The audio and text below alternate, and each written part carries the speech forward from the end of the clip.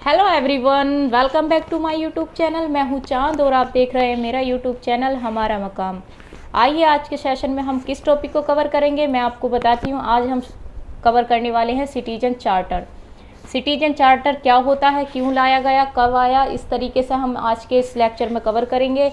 लेकिन इससे पहले मैं आपको बता दूँ, जो मैंने आपको लास्ट वीडियो प्रोवाइड कराई हैं पब्लिक पॉलिसी की, पब्लिक एडमिनिस्ट्रेशन, डेमोक्रेसी, सिटीजनशिप, इन सभी के लिंक्स मैंने डिस्क्रिप्शन बॉक्स में दे दिए हैं। अगर आपने नहीं देखे हैं तो आप जाकर देख सकते हैं। आइए स्टार्ट करते हैं आज का सेशन। आज के सेशन में हम पढ़ेंगे सिटीजन चार्टर। सिटीजन चार्टर के बारे में हम देखते हैं कि सबसे पहले हम इसके बैकग्राउंड से स्टार्ट करेंगे कि हमारी इसकी बैकग्राउंड क्या थी। सिटीजन चार्टर की थोड़ी बैकग्राउंड को देखते हैं, देन उसके बाद हम आगे देखेंगे कि सिटीजन चार्टर कब लॉन्च हुआ, क्या क्या इसके प्रिंसिपल्स थे और क्यों लॉन्च हुआ, इसका एम क्या था, ऑब्जेक्टिव क्या थे। अगर हम बैकग्राउंड की बात करें तो the decade of 1970s known for crisis. जो 1970s का टाइम था, 1970 के दशक था, उसको किस लिए जाना जाता था? उसको जाना जाता था क्राइसिस के लिए, संकट के लिए जाना जाता था, क्योंकि उस टाइम बहुत सारे क्राइसिस चल रहे थे।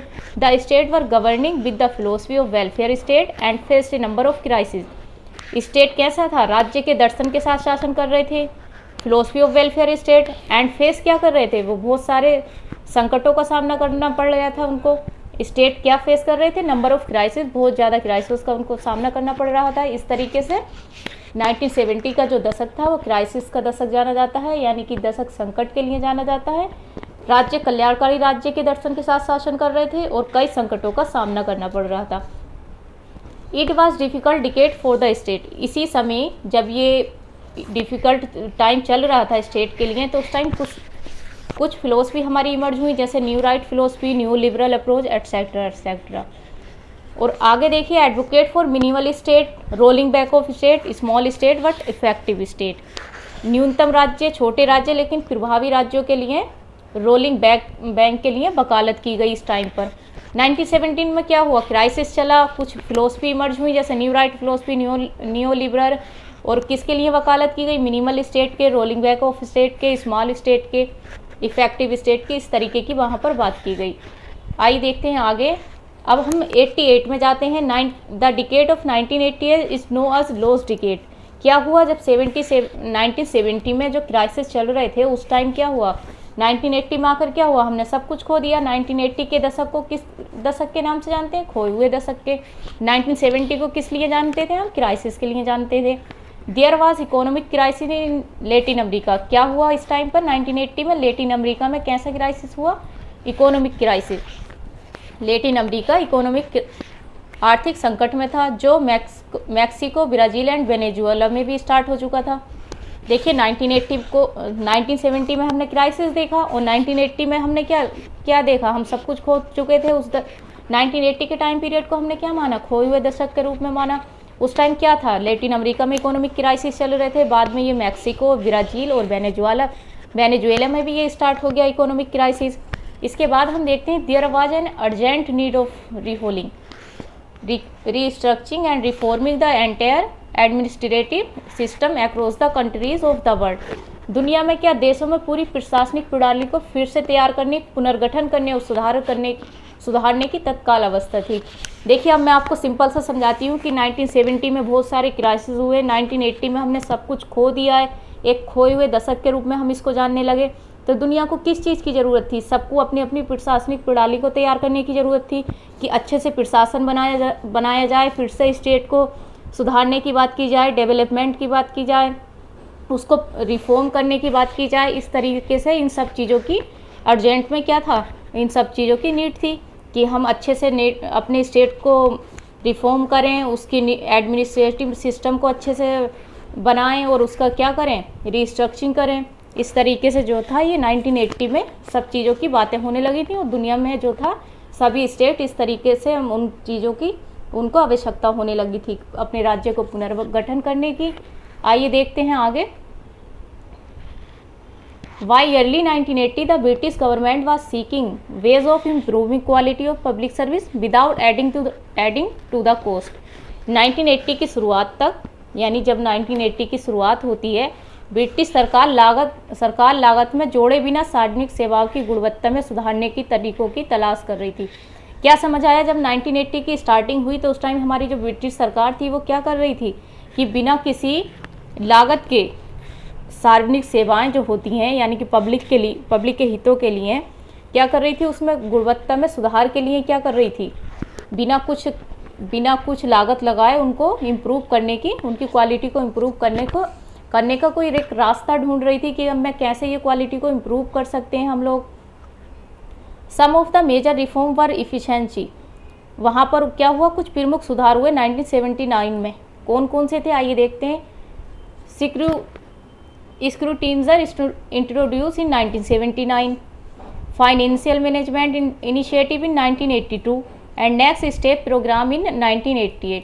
आप देखिएगा सबसे पहले ये दक्षता संवीक्षक 1982, वित्तीय प्रबंधन पहल और नेक्स्ट स्टेप प्रोग्राम, ये तीनों प्रोग्राम कौन कौन से थे। Scrutiniser introduce in 1979, financial management initiative and next step programme, एक 1979 में आया, एक 1982 में आया और एक 1988 में आया। इस तरीके से ये कुछ स्टेप्स उन लोगों ने लिए, ब्रिटिश सरकार द्वारा चलाए गए। अब आइए देखते हैं हम आगे। दिस 3 इनिशिएटिव, कौन कौन से 3, ये जो अभी हमने देखे, स्क्रूटिनाइजर इंट्रोड्यूस इन 1979 का, फाइनेंशियल मैनेजमेंट और नेक्स्ट स्टेप प्रोग्राम, ये जो थे तीनों। This 3 initiative provide the foundation from which the citizens charter was launch. ये तीनों जो इनिशिएटिव थे इन्होंने क्या प्रोवाइड की, नींव प्रदान की, यानी कि इनको फाउंडेशन बिल्ड किया। किस चीज़ का? जिससे नागरिक चार्टर लॉन्च किया गया, जिसके द्वारा क्या हुआ, the citizen charter was launch. इन तीनों की हेल्प से इन्होंने प्रोवाइड किया फाउंडेशन, किस चीज़ को, सिटीजन चार्टर को। Prime minister John Major launch citizen charter in 1991 in Britain. देखिए प्रधानमंत्री जॉन मेजर ने जून 1991 में ब्रिटेन में नागरिक चार्टर लॉन्च किया। देखिए जो हम आज का हमारा टॉपिक था सिटीजन चार्टर, वो अब सामने आ गया आपके कि सिटीजन चार्टर कब लॉन्च हुआ, 1991 में। किसके द्वारा हुआ? प्रधानमंत्री जॉन मेजर के द्वारा। कहाँ पर लॉन्च हुआ? ब्रिटेन में। ये ब्रिटेन के प्रधानमंत्री थे जॉन मेजर। अब आप याद रखिएगा, जैसे 1970 को मैंने आपको बताया थोड़ी सी बैकग्राउंड कि क्या कंडीशन थी वर्ल्ड में उस टाइम। 1980 का मैंने आपको बताया कैसे कैसे इकोनॉमिक क्राइसिस से गुजरा था और किस दशक के रूप में ये जाना जाता था। उसके बाद जब 1970 और 1980 में वो 3 इनिशिएटिव जो आए हमारे, उनके द्वारा जो थी एक फाउंडेशन बनने लगी थी कि सिटीजन चार्टर आने वाला है। इस तरीके से फिर ये 1970 हमारा निकल गया, 1980 भी गुजर गया, लेकिन 1991 में क्या हुआ, ब्रिटेन में नागरिक चार्टर लॉन्च हो गया। किसके द्वारा किया गया? जॉन मेजर के। अब देखते हैं कि सिटीजन चार्टर है क्या। Citizen charter is a document of commitment. क्या है सिटीजन चार्टर? सिटीजन चार्टर एक डॉक्यूमेंट है ऑफ कमिटमेंट का, made by A government agency. ये किसके द्वारा बनाया गया है? गवर्नमेंट की एजेंसी द्वारा। To the citizen in respect of the service being provide to them. क्या है ये? इसका काम क्या है? ये सेवाओं के संबंध में है, यानी कि जो नागरिकों को प्रदान की जा रही सेवाएं हैं उनके लिए ये दस्तावेज है। देखिए सिटीजन चार्टर एक डॉक्यूमेंट है कमिटमेंट का, जो किसके द्वारा बनाया गया? गवर्नमेंट के द्वारा, गवर्नमेंट एजेंसी के द्वारा। और ये क्या करता है? नागरिकों को प्रदान की जा रही सेवाओं के संबंध में नागरिकों के लिए कमिटमेंट, डॉक्यूमेंट ऑफ कमिटमेंट है। एक नागरिक चार्टर एक सरकारी एजेंसी द्वारा, याद रखिएगा, made by government agency. Simple अर्थों में अगर बताया जाए, सिंपल मीनिंग इसका, तो जो नागरिकों को सेवाएं दी जाती हैं, उनकी हेल्थ, एजुकेशन, वो ऐसी जो भी उनकी लाइफ से रिलेटेड होती हैं, जो एक सिटीजन को चाहिए, सिक्योरिटी, इन सब से रिलेटेड जो उनको सेवाएं दी जाती हैं, उसी के संबंध में एक डॉक्यूमेंट है, डॉक्यूमेंट ऑफ कमिटमेंट है, एक दस्तावेज है लिखित रूप में। याद रखिएगा। आई होप आपको सिटीजन चार्टर समझ आ गया होगा, थोड़ी बैकग्राउंड भी उसकी, कब लॉन्च हुआ और इसका काम क्या है। अब देखते हैं हम आगे है the charter was introduce in the context of new public management to mitigate the gap between the citizen and government, thereby bringing about more transparency and openness। Charter को क्या है? नागरिक और सरकार के बीच अंतर को कम करने के लिए न्यू पब्लिक मैनेजमेंट के संदर्भ में पेश किया गया था। चार्टर को इंट्रोड्यूस किया गया था किसके कॉन्टेक्स्ट में? न्यू पब्लिक मैनेजमेंट के mitigate the gap between citizen and government, जो सिटीजन और गवर्नमेंट के बीच जो गैप था उसको कम करने के लिए न्यू पब्लिक मैनेजमेंट के संदर्भ में क्या लॉन्च किया गया, सिटीजन चार्टर, जिससे क्या हो सके, bringing about more transparency and openness, जिससे क्या हो सके, पारदर्शिता आए और खुलापन लाया जा सके। This initiative brought the citizen closer to the state and enhance the accountability of the state. इससे क्या हुआ, इस पहल ने क्या किया, इनिशिएटिव ने क्या किया, राज्य को करीब लाया और राज्य की जवाबदेही को बढ़ाया। सिंपल मीनिंग अगर आपको बताऊं तो जो कि हमारा राज्य और नागरिक होते हैं, स्टेट और सिटीजन, उनके बीच जो गैप था उसे कम किया इसने, उन दोनों को एक दूसरे के करीब लेकर आया और राज्य को उनके लिए अकाउंटेबल बनाया, यानी कि जवाबदेही बनाया, क्योंकि कोई भी पॉलिसी जाएगी तो उसके लिए राज्य जवाबदेह होना चाहिए नागरिकों को। तो इस तरीके से सिटीजन चार्टर लेकर आए। आपको समझ आ गया होगा सिटीजन चार्टर हमारा कब आया, 1991 में जॉन मेजर के द्वारा ब्रिटेन में। उसका एम क्या है, उसका एम यही है कि स्टेट और सिटीजन के बीच का जो गैप है उसको कम करना और स्टेट को कैसे होना है, अकाउंटेबल होना। अब देखते हैं हम आगे। Citizen charter content detailed and elaborate statement which include, citizen charter में कुछ स्टेटमेंट दिए गए हैं। कौन कौन से स्टेटमेंट हैं, आइए मैं आपको बताती हूँ। इसमें स्टेटमेंट जो शामिल हैं उनमें से है service which A bureau might offer, सेवा जो एक ब्यूरो की पेशकश करता है, यानी कि एक ऐसी सर्विस जो एक ब्यूरो की पेशकश करता है। सेकंड है सर्विस स्टैंडर्ड और रेमेडीज, यानी सेवा मानकों और उपचार, सर्विस के जो स्टैंडर्ड होते हैं और उसकी रेमेडीज, इस पर बात करता है। एक्चुअल सर्विस स्टैंडर्ड, वास्तविकता में सेवा मानक है क्या, एक्चुअल में सर्विस स्टैंडर्ड क्या है, इसकी बात करता है वो। Setup machinery of system, audit, performance monitoring and evaluation, system audit, प्रदर्शन निगरानी, यानी कि परफॉर्मेंस मॉनिटरिंग और मूल्यांकन के लिए मशीनरी स्थापित करना। ये सब जो है सिटीजन चार्टर में कुछ स्टेटमेंट हैं जो कि मैंने आपको बताए, इनको देख लीजिएगा और याद कर लीजिएगा। और मैं आपको बता दूं, ये हमारे जो ग्रेजुएशन के स्टूडेंट होते हैं, मास्टर के स्टूडेंट होते हैं, उनको जो आंसर राइटिंग करनी पड़ती है, इसी तरीके से मैं अपनी PDF बनाकर लाई हूँ ताकि आप लोग आसानी से सिटीजन चार्टर पर आंसर राइटिंग भी कर सकें। और जिनका ऑप्शनल होता है, कोई कॉम्पिटेटिव एग्जाम देते हैं उसमें जो क्वेश्चन आते हैं वो ऑप्शनल आते हैं, इस तरीके से आप उसको भी याद रख सकते हैं। मैं कीवर्ड को आपको हाईलाइट भी कर देती हूँ और मैं उसको बार बार बोलती हूँ ताकि आपके दिमाग में अच्छी तरह से बैठ जाए और आप कभी इसे भूलना नहीं पाएँ। अब मैं देखती हूँ कि citizen charter is an initiative to maintain high standard of performance by exploring the possibilities of people participation. Citizen charter क्या करता है, लोगों की भागीदारी की संभावनाओं की खोज करके प्रदर्शन के उच्च मानकों को बनाए रखने की एक पहल है। सिटीजन चार्टर एक ऐसा इनिशिएटिव है जो मेंटेन करता है high standard of performance bye किसके द्वारा, exploring the possibilities of people participation, यानी ये क्या करता है, सिटीजन चार्टर लोगों की भागीदारी की संभावनाओं को खोज करके प्रदर्शन के उच्च मानकों को बनाए रखने की एक पहल है। इसमें कौन कौन से विषय हैं, इसमें 4 विषय दिए गए हैं, आप इनको याद रखिए। Qualities, choice, standard, value. क्योंकि जब आप ये हमारे ग्रेजुएशन और पोस्ट ग्रेजुएशन के स्टूडेंट जो हैं, जब वो आंसर राइटिंग करते हैं तो आप आराम से इनको अच्छे से लिखिएगा और इनके बारे में थोड़ा थोड़ा लिखिएगा भी, ताकि आपका आंसर और अच्छे से लिख जाए। फर्स्ट है क्वालिटीज, सेकंड है चॉइस, थर्ड है स्टैंडर्ड, फोर्थ है वैल्यू। गुण, पसंद, मानक, मान। आप इंग्लिश में ज़्यादा अच्छे से याद रख सकते हैं, इसलिए आप इनको इंग्लिश में याद रखिएगा। अब देखते हैं हम अपना नेक्स्ट है हमारा citizen charter should be based upon following major principal.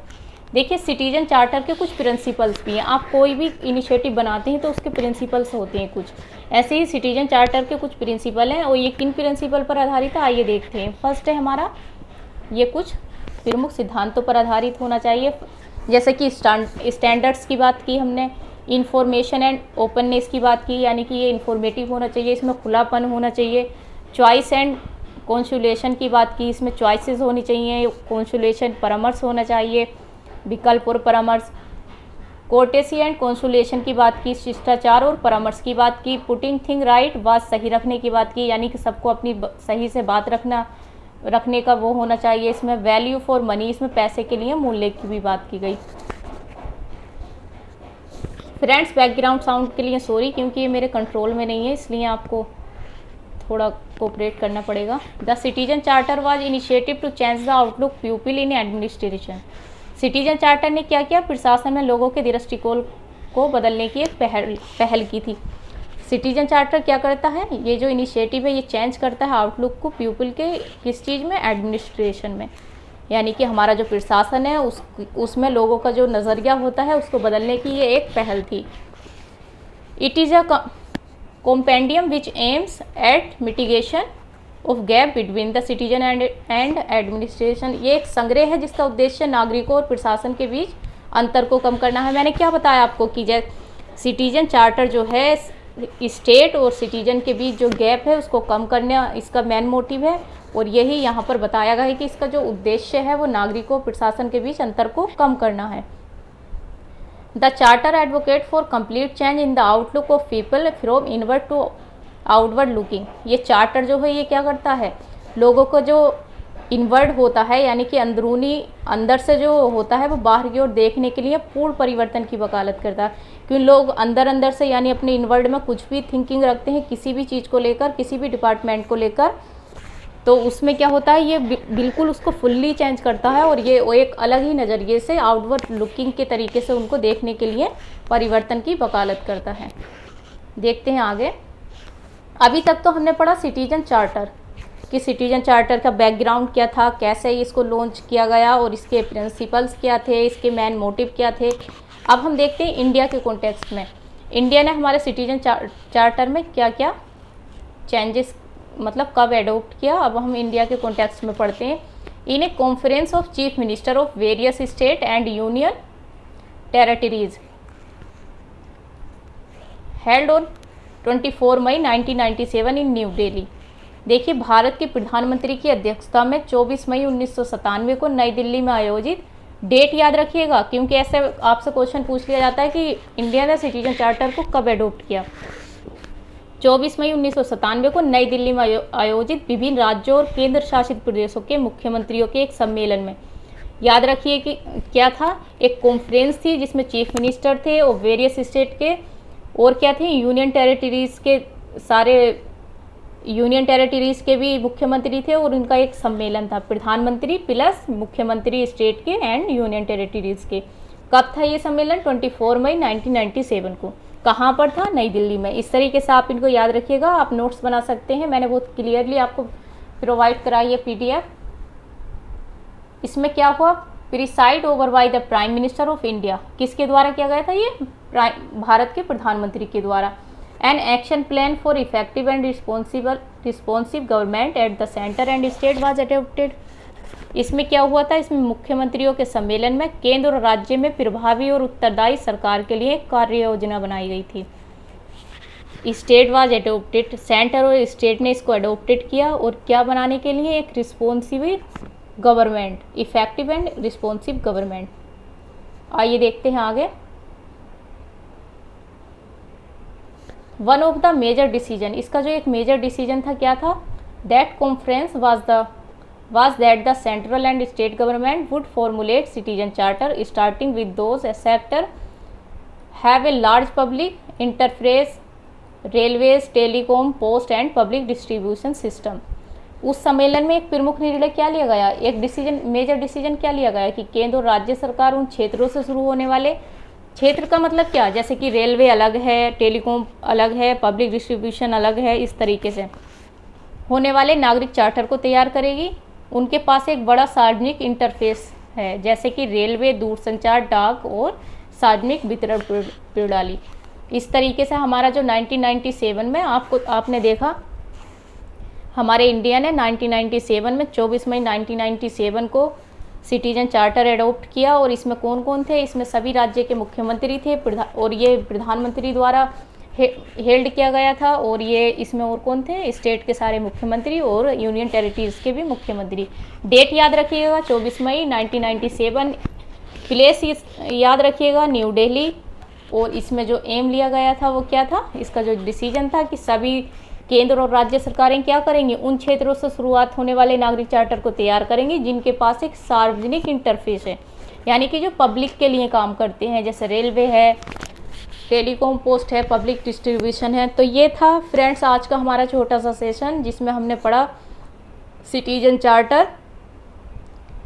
आपको अगर सिटीजन चार्टर का ये सेशन आप समझ आया है तो कमेंट सेक्शन में ज़रूर सजेशन देकर जाइएगा।